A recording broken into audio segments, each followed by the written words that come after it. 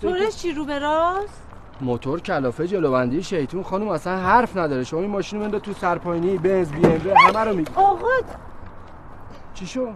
چی دونه شد؟ ببین اینو من میدونی شاید فکر کنی ماشین لهه ولی اونجوری نیست.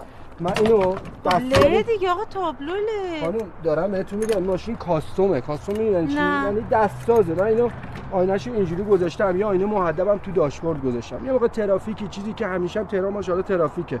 ترافیک خوردین سر اینو در میارین با یه پیچ یه دونه مهدب میزنین. غذای خورده باشین جلسه جسارت میکنم لای دندون اینا خواست تمیز کنید تو ترافیک دیگه. باکسش اینا چی رو به راهه؟ سلامت. فقط این ماشین یه آپشن دیگه هم به غیر اینا داره. باش تو طرح میتونین برین. تر داره؟ نه طرح که نداره. منتها مطلب اینه که کسی از این ماشین توقعی نداره. یعنی راحت هر جا خواستین برید. خیالتون راحت. شما تو دوزی رو نگاه کنین واقعا هنوز شرم طبیعی روشه. چی شد آقا؟ چه